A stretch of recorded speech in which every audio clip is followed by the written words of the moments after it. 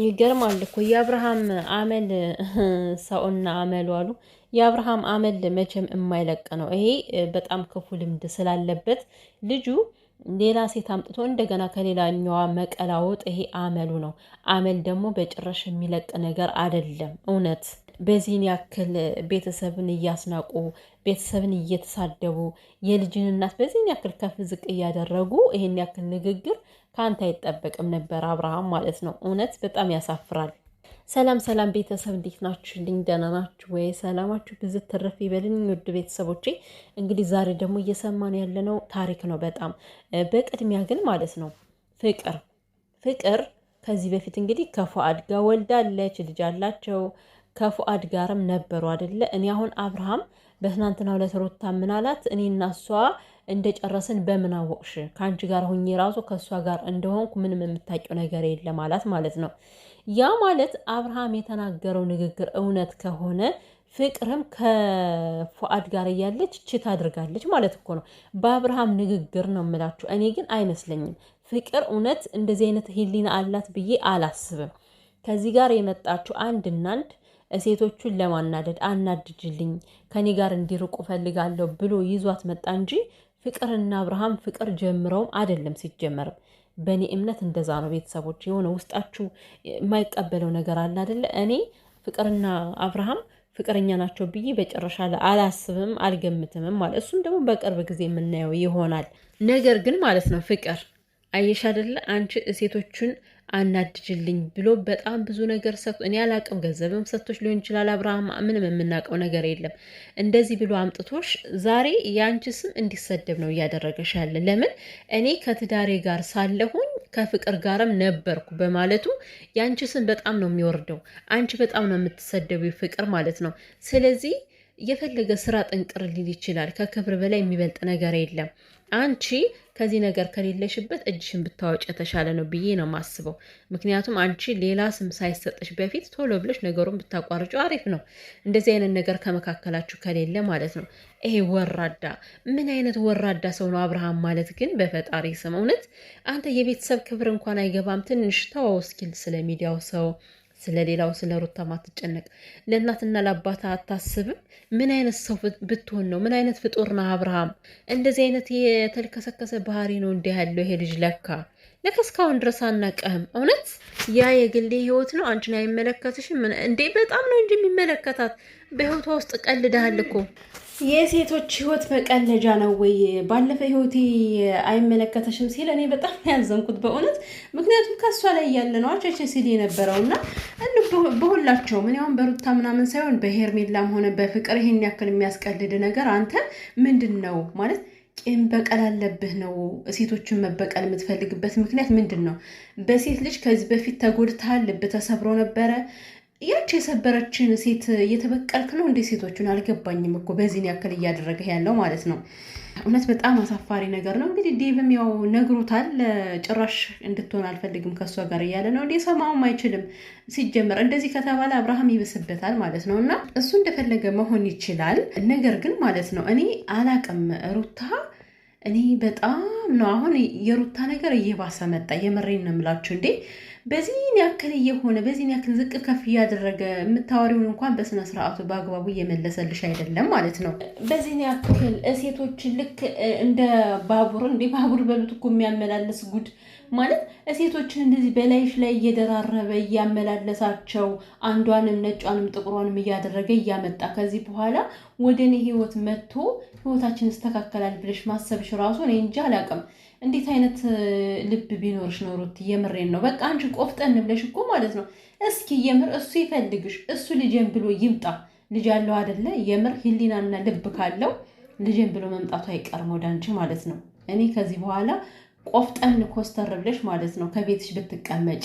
ጭራሽ አብርሃም የሚባል ሰው ባለበት ባደርሽ የተሻለ ነው የምለው። ምክንያቱም በእንደዚህ አይነት ሁኔታ ሁሌም እየመጣሽ የምታገኘው ከሆነ አንቺን ነው እያዋረደሽ የሚሄደው። በቃ ከህይወት ይውጡ ካለ እሱ የሚያውቃትን ሴትን መታወቅ አይጠበቅባችሁም። ጭራሽ እሱ ባለበት መድረስ መደወል ሁሉ አይጠበቅም እኮ። ምንድን ነው እኔ አልገባኝም እኮ። እንዴት ነው ሊቆርጡ የሚችሉት እነዚህ ሰዎች ማለት ነው? እና እውነት ለመናገር እኮ አብርሃም አንዴ ብቻ አይደለም እኮ በተደጋጋሚ እኮ ተናገረ። የምሬን ነው ማለት በቃ አልፈልጋችሁም ብሏል። እውነት አሁን ቁርጥ ያለ ነገር ንገረን እያሉት ነው ያለ። ቁርጥም አለ ቁርጥም አላለ። ከዚህ ጋር ሩታ ማወቅ ያለብሽ አልፈልጋችሁም የሚለውን ቃል ካወጣ የእናንተ ሊቆርጥላችሁ እኮ ነው የሚገባ። በቃ አልፈልጋችሁም ከማለት ሌላ ቃል የለም አይደለም። ስለዚህ በምን አይነት መልኩ ነግሯችሁ ነው ልትወጡ የምትችሉት? እናንተ እኮ ነው እንደዚህ እያደረጋችሁት ያላችሁት። እየሄደበት አላችሁ፣ በጠራችሁ ቦታ አላችሁ። ለምን እንደዚህ ይሆናል? ለምን እንደዚህ ይሆናል? ሩቲ በቃ ፈጣሪ የእናንተን ትዳር ከፈቀደው እኔ ለምን 10 ዓመት አይሆንም? አብርሃም ተመልሶ ከአንቺ ጋር መሆኑ እርግጥ ነው።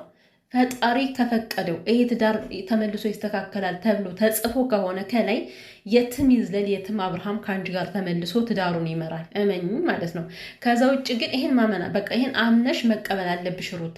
ከዛ ውጭ ግን አብርሃም በሄደበት ሁሉ እየተከተልሽው ጭራሽ ለሱ ሞራል እየሰጠሽው የልቤ ልብ እየተሰማው አንቺንም እንደፈለገ እያደረገ ጭራሽ ከአንቺ እኮ ልጅ እንዳለው እረስቷል።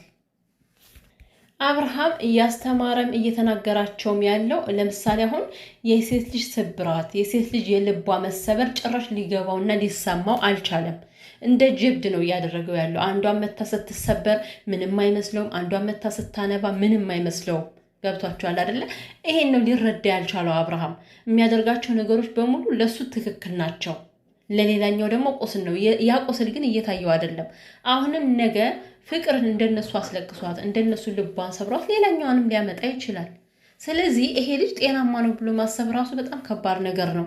አንድ ሰው ሲጎዳና ሲሰበር የማታዝኑ ከሆነ ልባችሁ የማይራራ ከሆነ ያ ማለት በቃ ከሰውነት ተራወታችኋል እኮ ነው። ደግሞ እኮ ልጅ ደህና ነው ይላል ማለት ነው። ውይ እንደው አንተን ብሎ አባት እና ቢያንስ ለሚመለከት ቤተሰብ እንኳን አንተ ክብር የሚባል ነገር እያሳየ አይደለም። ትንሽዬ ሽረፍራፊ ክብር እንኳን እያሳየ አይደለም። አነጋገርህ በጣም እንደሚያስጠላ በደንብ ታውቃለህ። እኔ አሁን ማንኛውን ነው እየተበቀለ ያለው ማለት ተመልካቹን ነው ወይንስ ደግሞ ሴቶቹን ነው የሚለው ግራ ነው የሚያጋባው። እሺ ሴቶቹ ከሆነ ከዚህ ጋር ለቤተሰብ የሚያሳያቸው ነገሮች በጣም አስጠሊታ ነገር ነው። በጣም ክብር የሚያወርድ ነገር ነው። ህዝብ ራሱ ከሱ ምንም ነገር እንደማይማር በደንብ ያውቃልና ግን ይሄን ለምን እያደረገ? ኧረ በፈጣሪ ስም ጭራሽ እኔ እንደ ወንድ በደል ደርሶብኛል። ኧረ እኔ አብርሃም ማለት ነው እውነት ይሄ ሰውዬ ማለት ነው ወይ ታስሮ ጸበል ነው መግባት ያለበት። ምክንያቱም በእንደዚህ አይነት ሁኔታ ከዘለቀ ገና በጣም ብዙ ሴቶችን ያበላሻል ይሄ ልጅ ማለት ነው። እና አስቡት፣ ሴቶች ፍቅር እንስጥ ባሉት በለመኑት ምን አለ ዛሬ እንደ ወንድ ጉዳት ደርሶብኛል፣ ተጎድቻለሁ። ያለቀሱስ ልባቸው የተሰበሩ ሴቶችስ እነሱስ ምን ይበሉ?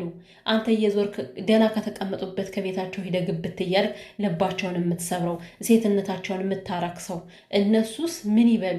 አንተ ፍቅር እንስጥህ በተባልከውን የተበደልኩኝ ተጎዳዊ ካልክ እነሱ ምን ሊሉ ነው?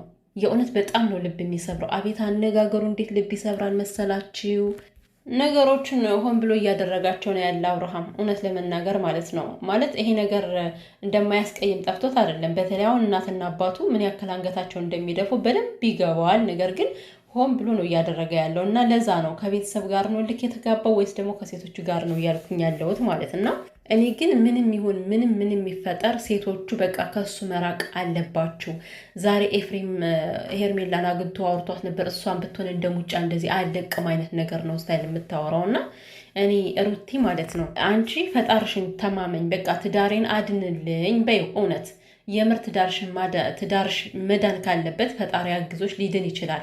ከዛ ውጭ ግን አንቺ ታግለሽ እኮ ደግሞ ምንም እያመጣሽ አይደለም ሩቲ። ማለት አሁን አንቺን ከመስበር ውጭ ይሄ ልጅ አንቺን ከማቃለል ውጭ ምንም እያመጣ ስላልሆነ ቢያንስ የሆነ አንቺ በምትጣጣሪው ላይ እገዛ ቢኖርበት ምናልባት ይቀና ነበር። የትዳር እገዛ የለበትም። ብቻሽን ነው እየለፋሽ ያለሽው፣ ብቻሽን ነው አብርሃምን እየፈለግሽው ያለሽው።